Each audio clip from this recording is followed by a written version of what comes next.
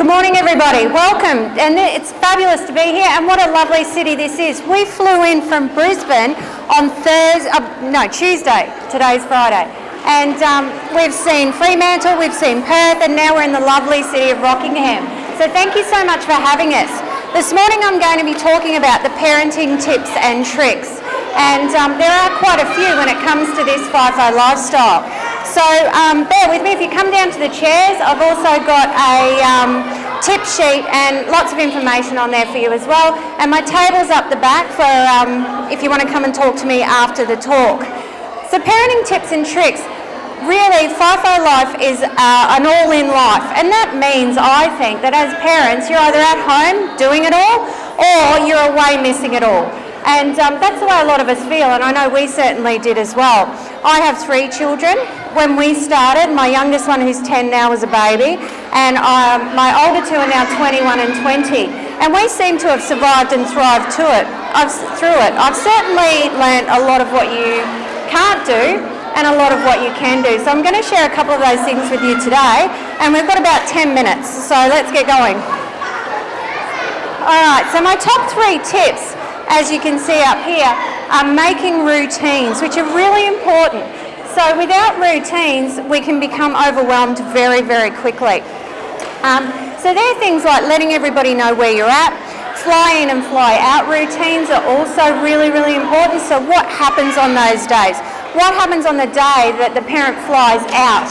And where do we start from? You know, and how do we allow the kids to be able to express how they're feeling but get them back into a safe routine so they're not concentrating too much on the fact that one parent's just gone away. Also the fly-in routine. So what happens that day, the couple of days before the parent's coming home? How are we getting organised for that? How are we wrapping things up? Also while you're at home, what's happening? How is the routine changed? So we need to be talking about all those sort of things. Then we've got the team environment. So creating that team environment, from my family right through to my friends, right through to all my clients, the one thing that will keep a family together is that team environment. How do you communicate? How do you listen to each other? How do you talk about how you feel? And it's okay. It doesn't matter if you're really not liking it or whether you are on that day. How do you just accept and listen? Because sometimes all we need to do is talk about it, and talk about it with our kids. Teach them to express how they're feeling. It might feel good sometimes and not so good other times. And then we've got blending, and this is one of my most favourite things. So blending is all about being able to meet all the demands and needs and wants of those people in our family and our children, and to be able to get our stuff done as well. So, for example, my husband used to, a couple of times a week, ring through on Skype and do homework with my son. So they felt very connected, but it was also another job I didn't have to do. And then we also would do things like when we're driving around the car, you know, what can we do in the car? How can we be blending activities with things we need to do and make sure we're connecting with our children? Very, very important. So it's not just looking at all the tasks we've got to do, how can we mix all those through together? Now there's lots of things that could be happening in your life, and I know with FIFO there's a lot of stress. So you may be the one working away or you may be the one at home, but there's a little bit extra pressure and it is a bit different. So there's some things that we need to watch out for and be aware of with our children. And these are some of these things.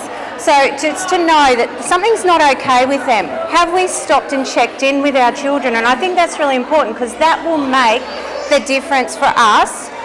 Whether we're away or at home, is if we're connecting with them. And sometimes that's all it needs. But if we're finding that they're crying for no reason, they might start bedwetting, and this especially happens with boys. When they're stressed, the bedwetting might start. You might find that you're really stressed and all of a sudden the kids are playing up and you're wondering why. So it's just checking in for those signs, and you can get on top of them very early. There's lots of behaviours that might start happening and you think, where did that come from? And it could be that your child just needs to have that discussion with you and you need to connect with them on an emotional level. And then we've got the top 8 stress management tips here. So these are the things that I think work all the time. So take the pressure off. There's a lot of expectations on how children are supposed to behave, and how you're supposed to be coping. Okay? So take the pressure off. You don't have to cope every day. Your children don't have to behave all the time, and they don't have to be naughty because there's a parent working away. So just step back from that pressure on yourself and the children. Stick with a routine, as I said, so very important. It provides that safety for your children, and it also provides a safety net for you as well. Because I don't know about you, but I know when my husband first goes away, he was working at Wheatstone, he's now in Saudi Arabia, and when he first goes away, sometimes my routine is the only thing that keeps me going, because at least it's my safe thing until I can adjust from him not being there. Ask your children what they think they need help with. In my book, I've written 6 chapters in my book for helping parents, right from the normal challenges we have to special needs. And I've also got a chapter in there where I interviewed about 20 children and what they thought. And it's really quite interesting when you just listen to what they're thinking. It's not right or wrong, just listen.